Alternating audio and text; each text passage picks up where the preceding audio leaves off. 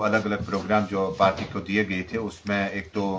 कठुआ की तरफ इल्तिजा मुफ्ती का दौरा था, जहां पर एक आम शहरी को जो है उन्हें जाम बहक किया गया।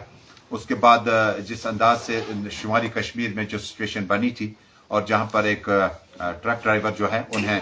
23 किलोमीटर का ताकुब करने के बाद, चेज करने के बाद उससे जाम बहक किया गया। ये दो इंसिडेंट्स हुए थे, जिसके बाद पीडीपी सदर महबूबा मुफ्ती साहिबा शुमाली कश्मीर और इल्तिजा मुफ्ती साहिबा जो है वो अब जम्मू की तरफ यानी कठुआ की तरफ रुख कर रही थी, ताकि लोगों के साथ एक वक्त में जहां ताज़ियत पुरसी है, जहां पर लोगों में बड़ी परेशानियां हैं, उसको किसी हद तक किसी न किसी तरीके से जो है एड्रेस किया जा सकता। लेकिन बदकिस्मती से जम्मू कश्मीर में जिस अंदाज से सूरत हाल बनी है, और जब महबूबा मुफ्ती साहिबा ये प्रोग्राम दे ही रही थी तो अचानक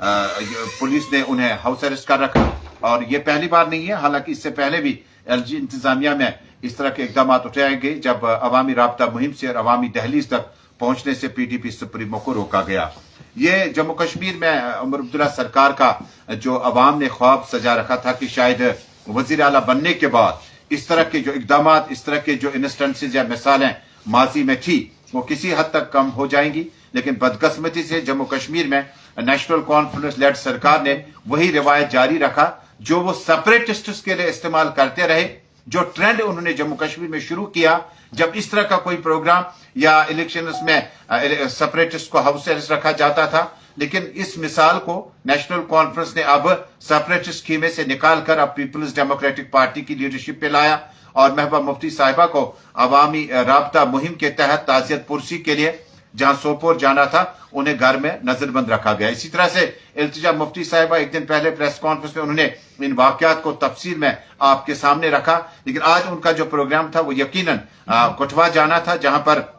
मखन जी के घर पर ताज़ियत पुरसी और उनके साथ इजहार हमदर्दी के तौर पर वहां पे खड़ा होना था। लेकिन बदकिस्मती से ये सीरीज यहां रुकी नहीं, बल्कि जिला सदर बारामूला रफीक राथर साहब और कॉन्स्टिट्यूंसी इंचार्ज जो हमारे रफी आबाद के हैं मलिक अल्ताफ साहब, उन्हें भी अब पुलिस की तरफ से मुतल्लक किया गया कि वो आज जम्मू कश्मीर के उन इलाकों का रुख नहीं कर सकते जहां पर जो महबूबा मुफ्ती साहिबा का प्रोग्राम था। यकीनन ये एक ऐसी प्रैक्टिस जहां डेमोक्रेसी में जम्मू कश्मीर में काफी मुश्किल भरे माहौल के बाद लोगों ने एक पार्टी का इंतखाब अमल में लाया, उन्हें फुल मेजॉरिटी दे दी, उन्हें मैंडेट दिया कि वो जम्मू कश्मीर में इस तरह के इकदाम रोकने के लिए कम से कम सरकार को अपना जो है रद्द अमल दिखाना चाहिए था। अब नेशनल कॉन्फ्रेंस ये कहेगा कि हमारे हाथ में लॉ एंड ऑर्डर नहीं है, हम इन चीजों को कंट्रोल में नहीं कर सकते हैं, फिर किस लिए जम्मू कश्मीर के अवाम ने 4 अगस्त 2019 की उस बदलती तस्वीर और बदलते गोल पोस्ट को नेशनल कॉन्फ्रेंस के जरिए हम तस्लीम करते जा रहे हैं। नेशनल कॉन्फ्रेंस की सरकार बनने के बाद दफे 370 के मतबादे में आपने स्टेटहुड का नाम उससे दिया। बाद में जब आपसे कहा जाता है ह्यूमन राइट्स वायलेशन हुई और जिस अंदाज से हुई इंडियन आर्मी की तरफ से, और उसके बाद कहा जाता है हमारे हाथ में कुछ नहीं है, पार्टी की तरफ से और जम्मू कश्मीर के अवाम की तरफ से